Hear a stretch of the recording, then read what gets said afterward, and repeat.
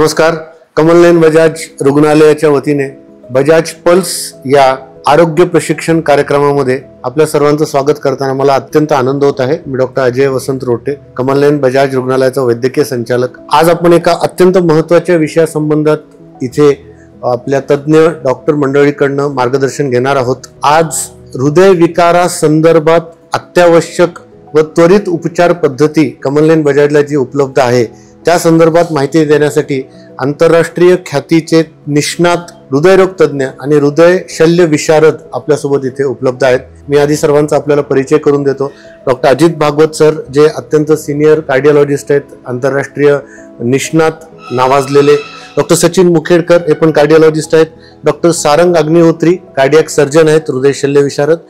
Doctor Mahesh Chaudhari आणि doctor आनंद Deodhar sir, वरिष्ठ हृदय शल्य विशारद आणि कार्डियक ट्रान्सप्लांट सर्जन पण आपल्या रिजन मधले सर्वप्रथम ज्यांनी हृदय प्रत्यारोपण शस्त्रक्रिया यशस्वीरित्या केलेली आहे असे डॉक्टर आनंद देवधर सर. तर कमलनयन बजाज रुग्णालयामध्ये पूर्ण जी सुविधा उपलब्ध आहे, जसं बाकी सगळ्या आजारांबद्दलच सर्व प्रकारच्या सुविधा कमलनयन बजाज रुग्णालयामध्ये उपलब्ध आहेत, त्याचप्रमाणे हृदयरोगाच्या संदर्भात सर्व प्रकारच्या सुविधा आणि त्वरित उपचार पद्धती. हृदयरोगामध्ये त्याच्यात सगळ्यात महत्वाचं काय की वेळेला अत्यंत महत्व आहे की त्वरित उपचार मिळणं.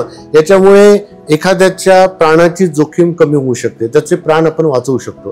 तर ही सगळी सुविधा कमलनयन बजाज रुग्णालयामध्ये उपलब्ध आहे. या संदर्भात आज आपण आपल्या तज्ज्ञ डॉक्टर मंडळींचे मार्गदर्शन घेणार आहोत. सर्वप्रथम मला डॉक्टर भागवत सरांना विचारायचं आहे, सर, कमलनयन बजाज रुग्णालय हे नावाजलेलं रुग्णालय आहेच, पण हृदया संदर्भात आजारात त्वरित उपचार मिळून अशा आजारांचं निराकरण करण्यासाठी किंवा रुग्णाचं प्राण वाचवण्यासाठी एक विश्वासार्ह नाव म्हणून कमलनयन बजाज रुग्णालयाचं नाव घेतलं जातं. तर याच्यासाठी कुठल्या कुठल्या गोष्टी कारणीभूत आहेत, याच्यासाठी काय प्रयत्न आपण करतो? खूप महत्वाचा प्रश्न आहे. आपण आमचं जे कमलनयन बजाज हॉस्पिटलमधलं जे हृदयरोग विभाग जो आहे, हा सर, तो औरंगाबाद मधला सगळ्यात प्रगत किंवा जुना हृदयरोग विभाग आहे. 1998 साली याची सुरुवात झाली आणि आज गेले 27 वर्ष मी कार्यरत आहोत. यामध्ये या दरम्यान जो अनुभव जमा झालेला आहे तो खूप मोठा आहे. बरोबर. आणि आज आमच्याकडे 4 फुल टाइम हृदयरोग तज्ञ, बरोबर, 4 कार्डियक सर्जन आहेत. बरोबर. सगळ्यात महत्वाचं म्हणजे तुम्ही जसं म्हणलात की हृदयरोग ट्रीट करताना, त्याचा इलाज करताना वेळ सगळ्यात महत्त्वाचं. बरोबर. जेवढा लवकर आणि तातडीने उपचार आपण करू शकतो, उपचार होईल तेवढं रुग्ण वाचण्याची शक्यता जास्ती आणि इजा, हृदयाला इजा कमीत कमी होण्याची शक्यता वाढते. खूप महत्वाचं असतं. बरोबर. तर यासाठी ज्या गोष्टी लागतात की 24 तास तज्ञ मंडळी कॉलवर असणे, उपलब्ध असणे, सर्जन्स उपलब्ध असणे. बरोबर. कॅथलॅब आणि कॅथलॅबचे जे टेक्निशियन्स आणि ही मंडळी आहेत ती उपलब्ध असते, हे खूप याच्यामध्ये महत्वाचं आहे. बरोबर. आणि आमच्या असं लक्षात आलं, आम्ही ते बघितलं की हृदयरोग असलेला पेशंट किंवा हार्ट अटॅक आलेला पेशंट जेव्हा आमच्याकडे पोहोचतो, तो पोहोचल्यानंतर साधारणपणे 25 मिनिटात ऍव्हरेज आमच्याकडे आम्ही पेशंटला टेबलवर घेतलेलं असतं त्याची इलाज करण्यासाठी. त्याचा इलाज साधारणपणे 40 मिनिटात आम्ही पूर्ण करू शकतो याची आम्हाला खात्री आहे. बरोबर. सुरुवात हे अचीव्ह करायला आम्हाला सुरुवातीला काही दिवस लागले, पण गेल्या 10 वर्षात आम्ही हे कन्सिस्टंटली करत आलो. ही महत्वाची गोष्ट आहे खूपच. आणि या दरम्यान गेल्या काही वर्षातला आमचा अनुभव पाहिला तर खूप क्रिटिकल पेशंट, करेक्ट, एक्झॅक्टली, अत्यंत गंभीर अवस्थेत आलेला, गंभीर अवस्थेत आलेला जो रुग्ण असतो असं, बरोबर, त्याला सुद्धा योग्य तो इलाज देण्याची क्षमता आता आमच्या डिपार्टमेंटमध्ये आलेली आहे. बरोबर. याचा आम्हाला अभिमान आहे आणि खरंच महत्वाची गोष्ट आहे ती आम्ही साध्य करू शकतो. सर, आपण फार महत्वाची माहिती दिली. आणि जसं आपण आता सांगितलं की मागच्या काही वर्षांमध्ये, अनेक वर्षांमध्ये असंख्य अशा सक्सेस स्टोरीज आहेत आपल्याकडे की रुग्ण जेव्हा कॅज्युअल्टीमध्ये आला तेव्हा हृदयगती बंद पडली होती, पण इमिजिएट ट्रीटमेंट करून, जसं आपण सांगितलं की 25 मिनिटांमध्ये त्याला रिवाईव्ह करून आपण त्याच्यावर परमनंट उपचार केले, त्याच्यामुळे त्याला रेमनंट काही इजार झाली नाही किंवा राहिली नाही. अशा बऱ्याच रुग्णांना असं झालेलं आहे. आणि जसं आरोग्य क्षेत्रामध्ये यशस्वी उपचार, वेळेत उपचार मिळाल्यानंतर जे कर्णोपकरणी जशी त्याची प्रसिद्धी होत राहते, त्याप्रमाणे हा एक विश्वासार्थ कमलनयन बजाज रुग्णालयाने ठरवलेला आहे. पण जेव्हा आपण म्हणतो, डॉक्टर मुखेडकरांना मला हा प्रश्न विचारायचा आहे की जेव्हा आपण म्हणतो की आपण त्वरित उपचार करतो हृदयरोगासंदर्भात, तर कमलनयन बजाज रुग्णालयामध्ये किती त्वरित आपण करू शकतो, किंवा अॅक्यूट इमर्जन्सी आहे, कार्डियक इमर्जन्सी आहे, तर किती त्वरित आपण उपचार करू शकतो? रुग्णालयामध्ये अपघात विभागामध्ये RMO किंवा रेसिडेन्शियल मेडिकल ऑफिसर हे 24 तास उपलब्ध असतात. तर ती प्रायमरी किंवा प्राथमिक उपचार तो इमिजिएटली रुग्ण आल्या आल्या इमिजिएटली केला जातो. आणि एखाद्या रुग्णाला जर हृदयविकाराचा झटका आला असेल तर तशा रुग्णाला आपल्याला जर इंजेक्शन द्यायचं असेल, हार्ट अटॅकची त्याची ट्रीटमेंट करायचं, ते त्याला आम्ही म्हणतो डोअर टू निडल टाइम. म्हणजे ते जर इंजेक्शन द्यायचं असेल तर ते 30 मिनिटाच्या आत बेंचमार्क सेट केलेला आहे, स्टँडर्ड द्यायला पाहिजे. तर आपण बऱ्याचदा कॅज्युअलिटीमध्येच 10व्या मिनिटाला ते इंजेक्शन दिलं जातं. आणि जे डोअर टू बलून टाइम किंवा रुग्ण दवाखान्यात आल्यानंतर एन्जिओप्लास्टीला घेतल्यानंतर टेबलवरती तो बलूननी जो ब्लॉक ओपन करायचा जो वेळ आहे तो सरांनी सांगितल्यानुसार 25 मिनिट आपल्या रुग्णालयामध्ये एस्टॅब्लिश आहे. वर्ल्ड स्टँडर्ड नुसार तो 90 मिनिटांमध्ये व्हायला पाहिजे. बरोबर. म्हणजे जगातले जे सगळ्यात नामांकित सेंटर्स आहेत तिथे स्टडी करून हा 90चा आकडा काढलेला आहे, 90 मिनिटांमध्ये. तर तो आपण 25 ते 30 मिनिटांमध्ये आपण अचीव्ह केलेला आहे मागच्या 10 वर्षापासून. त्याच्यासाठी आम्ही एक प्रायमरी एन्जिओप्लास्टी टीम तयार केली, त्याचा एक व्हॉट्सअप ग्रुप बनवला. आणि जेव्हा पेशंट इमर्जन्सीमध्ये कॅज्युअलिटीमध्ये येतो तर तिथनंच सगळ्यांनाच इंटिमेट होतं. म्हणजे राईट फ्रॉम कॅथलॅबमध्ये काम करणाऱ्या सिस्टर पासून, अटेंडंट पासून, टेक्निशियन पासून, कार्डिओलॉजिस्ट पर्यंत सगळ्यांनाच इमिजिएटली. त्यामुळे पूर्ण टीम ऍक्टिव्हेट होते आणि everybody rushes to hospital at any hour of the. म्हणजे रात्री जरी 2 वाजता जरी रुग्ण आला तर ही पूर्ण जी एक्सपिरियन्स टीम आहे, कारण एक्सपिरियन्स याच्यासाठी म्हणतो की इव्हन टेक्निशियन आणि कॅथलॅब मधली सिस्टर सुद्धा त्या सर्टन नंबर ऑफ एन्जिओप्लास्टीज आणि इमर्जन्सी केलेला असायला पाहिजे. नवीन एखादी सिस्टर किंवा टेक्निशियन असेल तर जे रिझल्ट किंवा त्याच्यात म्हणजे सुधारणा अपेक्षित आहे ते आम्ही नाही देऊ शकत. तर ते आम्ही तशी डेव्हलप आणि सिस्टीम तयार केल्यामुळं at the earliest without minimum minutes वेळ वाया न घालवता आम्ही करतो. खूप महत्वाची माहिती दिली तुम्ही. बेसिकली जागतिक मापदंड जो आहे तो 90 मिनिटाचा आहे, पण आपण तो 25 मिनिटावर आणलेला आहे. तर डोअर टू निडल आणि डोअर टू बलून हे दोन्ही जे क्वालिटी इंडिकेटर आहेत कार्डिओलॉजी डिपार्टमेंटचे, ते आणि ते मॉनिटर पण करतो आपण रेग्युलरली. प्रत्येक पेशंटला ऍक्च्युअली किती वेळ लागला त्याचं अनालिसिस करतो, त्याचं प्रेझेंटेशन करतो. या सगळ्या गोष्टींमुळे जे 90 मिनिटं लागायचे त्याला 25 मिनिटांमध्ये आपण ती सुविधा देऊ शकतो रुग्णाला. त्याच्यामुळे रुग्ण वाचण्याची शक्यता मोठ्या प्रमाणात वाढते. पुढचा प्रश्न मला देवधर सरांना विचारायचा आहे. सर, हृदय शस्त्रक्रिया ह्याचं बॅकअप कार्डिओलॉजी डिपार्टमेंटला एखाद्या हॉस्पिटलला असणं अत्यंत महत्वाचं आहे. ऑब्व्हियसली त्याच्याशिवाय काही हे डिपार्टमेंट अपूर्ण आहे. तर या संदर्भात आपल्या रुग्णालयामध्ये काय काय सुविधा उपलब्ध आहेत ज्याच्यामुळे आपल्याला रुग्णाला कॉम्प्रिहेन्सिव्ह केअर संपूर्णपणे सुविधा आपण देऊ शकतो? जसं भागवत सरांनी सांगितलं की 98 पासून हृदयविकारावरती आपल्याकडे ट्रीटमेंट डिपार्टमेंट अवेलेबल झालं आहे.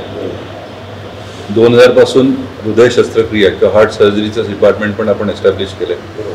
त्यामुळे आता 25 वर्षापासून हृदय शस्त्रक्रिया डिपार्टमेंट कार्यरत आहे आणि हे पहिलं हॉस्पिटल आहे मराठवाडा आणि मध्य महाराष्ट्रातलं जिथे हार्ट सर्जरी सुरू झालेली आणि गेल्या 25 वर्षापर्यंत ती नॉनस्टॉप चालू आहे. आपल्याकडे 5 सर्जन आहेत एकूण जे round the clock facilities provide करतात. 2 प्रकारचे प्रॉब्लेम येऊ शकतात. एक, ज्यांना हृदयाची शस्त्रक्रिया लागणार आहे असे म्हणून जे कॅज्युअलिटीत आलेले किंवा आपल्या विभागाला आले पेशंट किंवा हॉस्पिटल आले पेशंट ज्यांना त्वरित ऑपरेशन करणं आवश्यक आहे. आणि 2, कधी कधी कॅथलॅबमधून इमर्जन्सीज ज्या तिथे हँडल होऊ शकत नाही किंवा निर्माण होऊन जातात त्यांना पण आपण इथे लगेच रिस्पॉन्स देऊन हँडल करू शकतो.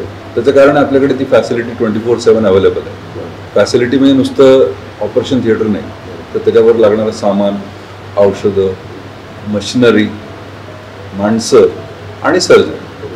त्यामुळे 5 सर्जन असल्यामुळे सर्व काही इन हाऊस ज्याला म्हणतो आपण फॅसिलिटी अवेलेबल असल्यामुळे हे करणं शक्य होतं. आणि सांगायला हे चांगली एक मला आनंद होईल की आपण जे सर्जिकल बॅकअप देतो ते सर्व प्रकारचे इन द सेन्स हार्टसाठी, रक्तवाहिन्यांसाठी, बायपाससाठी, वॉल बदलणे, लहान मुलांच्या शस्त्रक्रिया किंवा इतर प्रकारचे ॲक्सिडेंट्स. बरं, फक्त हृदयासाठी देतो असं नाही, पण कधी कधी ॲक्सिडेंटमध्ये पायाच्या किंवा हाताच्या रक्तवाहिन्यांमध्ये मार लागतो, तुटतात, खराब होतात, त्याची फॅसिलिटी पण आपल्याकडे अवेलेबल आहे, जी बरेचदा प्लास्टिक सर्जन किंवा ऑर्थोपेडिक सर्जन यांच्याबरोबर आपण मिळून टीममध्ये काम करतो. तसंच बरेचदा सडनली पायाच्या किंवा हाताच्या रक्तवाहिन्यांमध्ये रक्ताच्या गाठी जमा होतात आणि पाय किंवा हात काळा पडण्याची शक्यता असते. त्याची पण आपण त्वरित उपचार ऑपरेशन करून हात किंवा पाय वाचवू शकतो. तर थोडक्यात सांगायचं तर आपलं हृदय शस्त्रक्रिया विभाग किंवा हार्ट सर्जरी डिपार्टमेंट हे फुल फ्लेज्ड आहे. त्याच्यामध्ये लहान बाळाच्या शस्त्रक्रियेपासून बायपास, वॉल रिप्लेसमेंट, जन्मता हृदयविकार, हार्ट ट्रान्सप्लांट सर्व प्रकारचे ऑपरेशन होतात. आणि नुसतं हृदय नाही तर आपण फुफ्फुसाची शस्त्रक्रिया, छातीची शस्त्रक्रिया पण इथे व्यवस्थित रेग्युलरली बेसिसवर करतो. परत छातीचा मार लागल्यामुळे पेशंट आलेले असतात, पासळ्या मोडलेल्या असतात किंवा फुफ्फुसाला इजा झालेली असते. अशा लोकांना बरेचदा ऑपरेशनची गरज पडू शकते इमर्जन्सीमध्ये. ती फॅसिलिटी पण आपण त्यांना प्रोव्हाइड करतो. त्याला थोरॅसिक सर्जरी म्हणतात. थोरॅसिक सर्जरी फॅसिलिटी तशी बऱ्यापैकी कमी ठिकाणी अवेलेबल असते, कारण त्यासाठी एक स्पेशल ट्रेनिंग लागतं, जे आपल्या हॉस्पिटलमध्ये 5 पैकी 5 सर्जनला आहे फॉर्च्युनेटली. त्यामुळे आम्ही 5 जण ही फॅसिलिटी 24/7 प्रोव्हाइड करू शकतो. तसंच आपण लहान चिरा देऊन सर्जरी करायची MICS, ती पण आपल्याकडे सुविधा उपलब्ध आहे. 2010 पासून ही सुविधा आहे. मिनिमल इन्व्हेजिव्ह कार्डियक सर्जरी म्हणजे जे नेहमीच आपण जो व्रण किंवा कट असतो जो छातीमध्ये समोर असतो त्याच्याऐवजी उजवीकडे किंवा डावीकडे छोट्या कटमधून ऑपरेशन केले जातात. याच्यामध्ये बायपास, वॉल बदलणे, हृदयाचे छिद्र बंद करणे आणि गेल्या काही महिन्यात आपण लहान मुलांचे पण ते ऑपरेशन इथे करायला सुरुवात केलेली आहे. त्याच्यामुळे मिनिमल इन्व्हेजिव्ह अप्रोच ह्याच्यात पण आपण 2010 पासून काम करतो. खूप महत्त्वाची चांगली माहिती दिली सरांनी आपल्याला. खऱ्या अर्थाने कमलनयन बजाजला आपण कम्प्लीट हॉस्पिटल म्हणतो, परिपूर्ण हॉस्पिटल म्हणतो. त्याच्या मागचं कारण हेच आहे की सगळ्या सुविधा एका छताखाली उपलब्ध आहेत. या ठिकाणी मला हे पण नमूद करा असं वाटतं की हृदय प्रत्यारोपण पण आपण केलेलं आहे. आणि आत्ता आणखीन एक आनंदाची गोष्ट मला आज या निमित्तानं सांगावीशी वाटते की कालच आपल्याला फुफ्फुस प्रत्यारोपण म्हणजे लंग ट्रान्सप्लांटसाठी सुद्धा परवानगी मिळालेली आहे. आणि लवकरच एखाद्या गरजू रुग्णाला लंग ट्रान्सप्लांट करण्याचा पण आमच्या टीमचा मानस आहे. आमची टीम त्या दृष्टीनं तयार पण आहे. पुढचा प्रश्न मला डॉक्टर महेश चौधरींना विचारायचा आहे. आपल्याकडे आता सगळ्या शस्त्रक्रिया होतात, अँजिओप्लास्टीज होतात, ते सगळं होतं. तर अशा वेळेस बरेचदा प्रोसिजर नंतर म्हणजे कुठल्याही शस्त्रक्रियेनंतर किंवा अँजिओप्लास्टी नंतरची त्याची काळजी जे घेणं हे खूप महत्त्वाचं असतं. कारण ते पण तेवढंच जिकिरीचं असतं, महत्त्वाचं असतं की त्यातनं तो पेशंट, तो रुग्ण सुरक्षितरित्या बाहेर पडायला पाहिजे. याच्यासाठी आपल्याकडे काय काय सुविधा उपलब्ध आहेत? ऑपरेशन करणं इतकंच महत्त्वाचा भाग असतो की ऑपरेशन नंतरची पेशंटची रुग्णाची काळजी किती दक्षतेने घेतल्या जाते. ऑपरेशन झाल्याच्या नंतर जेव्हा रुग्णाला आपल्याकडे 24 तास CCU आणि CC इंटेन्सिव्ह केअर युनिट आहे, तिथे कॉम्पिटंट इंटेन्सिव्हिस्ट 24 तास 2 नाही तर 3 इंटेन्सिव्हिस्ट आणि RMOs असतात. बरोबर. आणि त्यांना काळजी घेणाऱ्या ज्या परिचारिका आहेत, नर्सेस आहेत, त्या सुद्धा त्यांना स्पेशलाइज ट्रेनिंग असते. सगळ्यांना स्पेशलाइज ट्रेनिंग देऊन त्याच डिपार्टमेंटमध्ये काम करून ट्रेन झालेले असतात. असे कॉम्पिटंट लोक तिथे 24 तास रुग्णाची काळजी घेण्यासाठी असतात.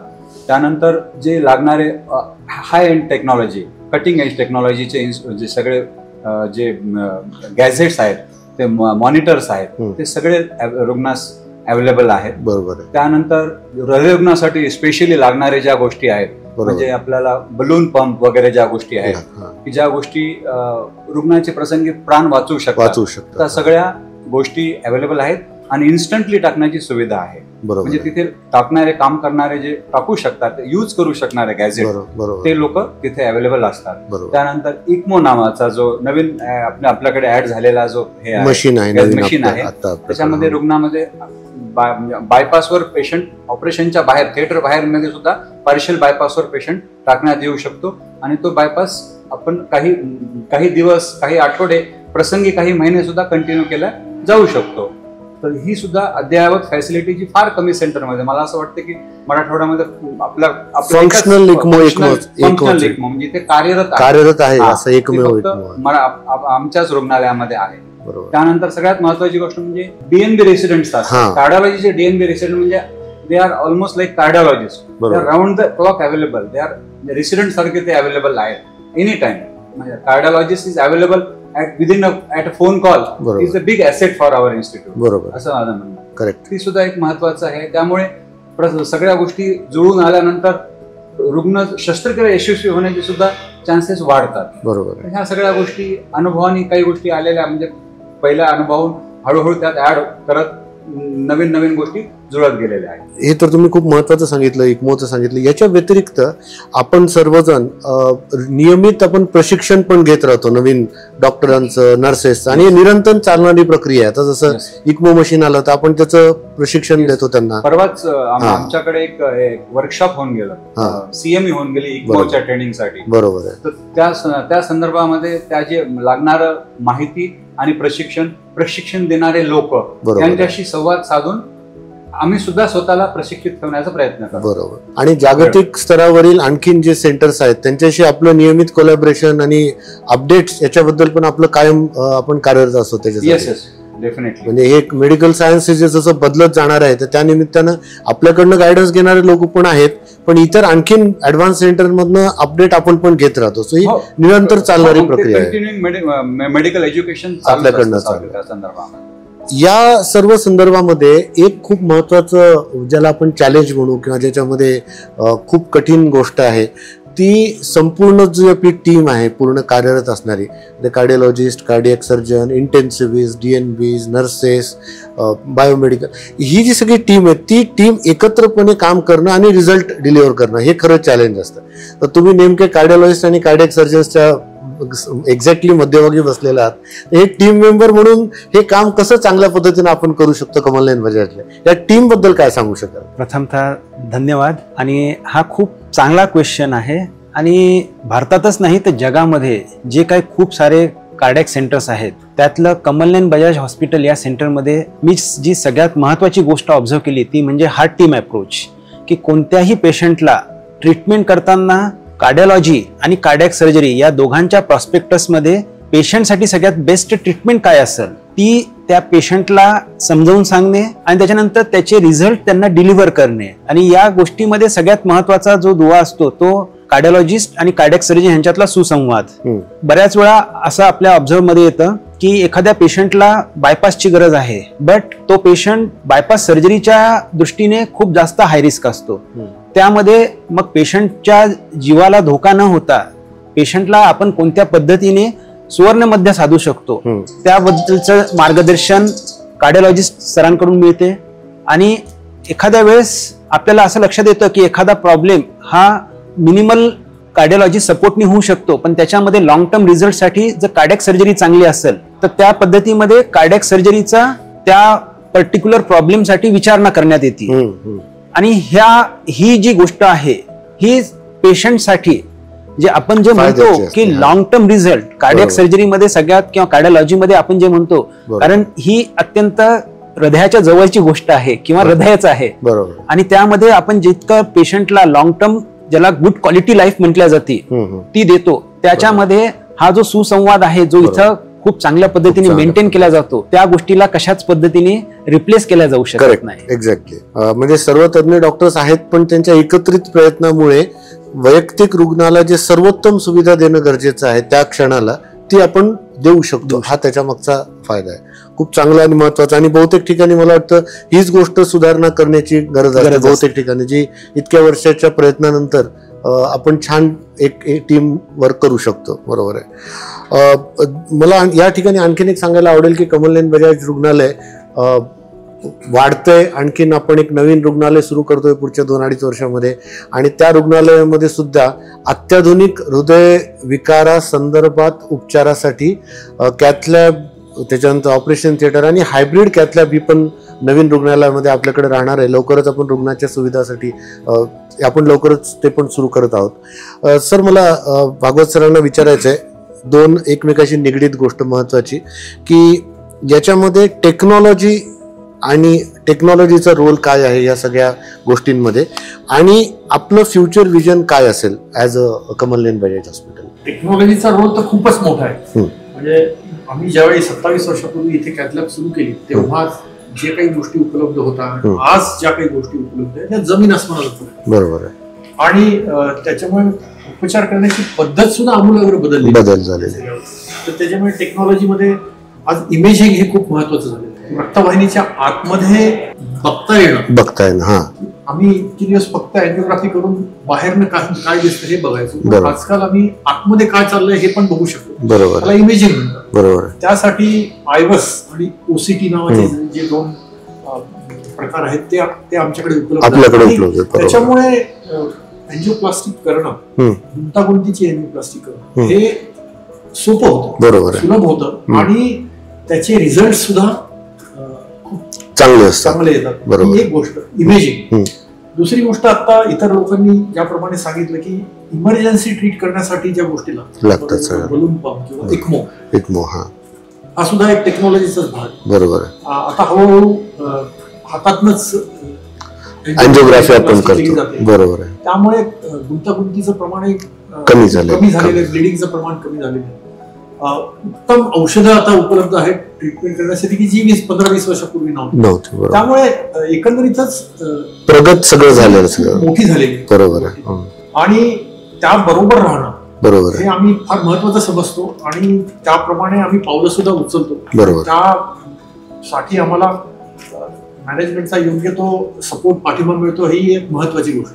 तुम्ही तुमचा शेवटचा प्रश्न, विजन, आपलं विजन अशी आहे की ज्याप्रमाणे आतापर्यंत आम्ही प्रगती करत राहिलो, बरोबर, त्याच स्पीडनी आणि त्याच उत्साहाने यापुढे प्रगती करत राहिलं पाहिजे, हे महत्वाचं आहे. पण ज्या गोष्टी आज फार मोठ्या प्रमाणात होत नाहीत, फॉर एक्झाम्पल लहान मुलांची सर्जरी, बरोबर, ट्रान्सप्लांट सर्जरी, लंग ट्रान्सप्लांट असो, हार्ट ट्रान्सप्लांट असो, बरोबर, या गोष्टी आपल्या हॉस्पिटलमध्ये व्हायला हव्यात. आणि दुसरी गोष्ट तसं पाहिलं तर डिमांड आणि सप्लाय जर पाहिलं तर डिमांड फार जास्त, बरोबर आहे. म्हणजे आज जर जितकी सर्व्हिस द्याल तेवढे तुम्हाला पेशंट्स येतील. करेक्ट. त्यामुळे हे सेंटर आणखी मोठ्या प्रमाणात, मोठ्या व्हॉल्यूम मध्ये काम करू शकतं, बरोबर, मला खात्री. या 2-3 गोष्टी आम्ही नक्कीच भविष्यामध्ये आपण बघू. सर, याच गोष्टी मला आपल्याला पण विचारायच्या आहेत की भविष्याच्या दृष्टीने आपला दृष्टिकोन काय आहे ॲज अ डिपार्टमेंट? त्याच्याबद्दल टेक्नॉलॉजीमध्ये बोलत होता आपण, टेक्नॉलॉजीबद्दल 1-2 शब्द सांगतो. टेक्नॉलॉजी सगळ्याच फील्डमध्ये जगभर वाढते. हार्ट सर्जरी किंवा कार्डियक सर्जरीमध्ये सेमच आहे. नवीन नवीन मशिनरी येते, त्यांनी ऑपरेशन करणं कमी धोक्याचं होत चाललंय.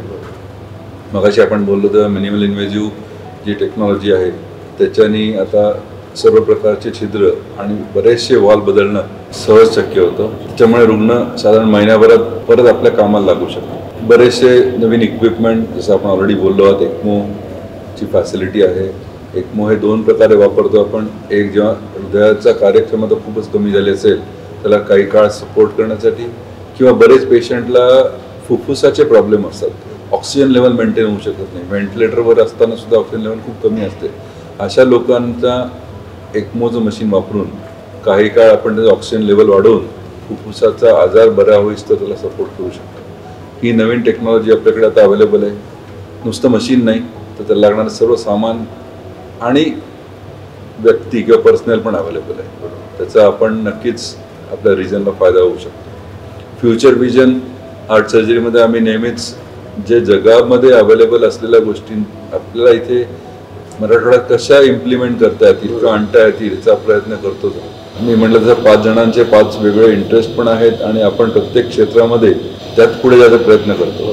त्याच्यामध्ये अगदी लहान बाळांचे ऑपरेशन सुद्धा आपण करतो. इथे आपण सर्वात लहान बाळ जे ऑपरेशन केलेले आहेत ते 6 महिन्याचं ओपन हार्ट सर्जरी आणि 1.4 किलोग्रामचं PDA क्लोजर, इतके लहान बाळ पण आपण करू शकतो. त्याची फॅसिलिटी आहे आणि त्याची टेक्नॉलॉजी आपल्याकडे आहे, त्याचं बॅकअप आहे. म्हणजे आपल्याकडे पेडियाट्रिक आणि निओनेटल बॅकअप जे आहे त्याची पण फॅसिलिटी आहे. त्यामुळे लहान बाळाचे असो, वॉल असो, आत्ताच आपण बोलला त्याप्रमाणे हार्ट ट्रान्सप्लांट असो, डॉक्टर भागवत जसं मेन्शन केलं तसं याच्या पुढे आपलं विजन जे आहे ते आपण हार्ट ट्रान्सप्लांट, लंग ट्रान्सप्लांटमध्ये अजून काय करता येईल आणि वाढवता येईल हे आपण प्रयत्न करणार आहोत. एकदम समर्पक आपण सांगितलं सर. जसं आपल्या सर्वांना माहिती आहे की कमलनयन बजाज रुग्णालयाचं विजन हे आहे की आपल्या विभागातल्या रुग्णांना इतर शहरात जावं लागू नये कुठल्याही ट्रीटमेंटसाठी. त्या दृष्टिकोनातून आपण सगळी तयारी केलेली आहे. आपल्याकडे आले पाहिजेत. हे आपलं पुढचं विजन आपलं ते असायला पाहिजे की, आणि ते सुरू झालेलं आहे मला वाटतं. आता इतर ठिकाणचे रुग्ण आपल्याकडे इथे येतात आहे. तर आपण सगळ्यांनी बघितलं की आमच्या तज्ज्ञ निष्णात डॉक्टरांनी आता जे मार्गदर्शन केलं, तर कुठल्याही प्रकारच्या हृदय विकारासंदर्भातची सर्व उपचार पद्धती आणि त्वरित योग्य वेळेस, म्हणजे आपत्कालीन हृदयविकार जरी झाला तरी त्याची उपचार पद्धती कमलनयन बजाज रुग्णालयामध्ये उपलब्ध आहे. पूर्ण त्याच्यासाठी टीम उपलब्ध आहे. तर हृदयविकारासंदर्भात काही पण आपल्याला शंका असेल, भेटायचं असेल, ट्रीटमेंट घ्यायची असेल, तर कृपया कमलनयन बजाज रुग्णालयाशी संपर्क साधावा. आज सर्वजण इथे आलात त्याच्याबद्दल मनपूर्वक धन्यवाद. थँक्यू. धन्यवाद.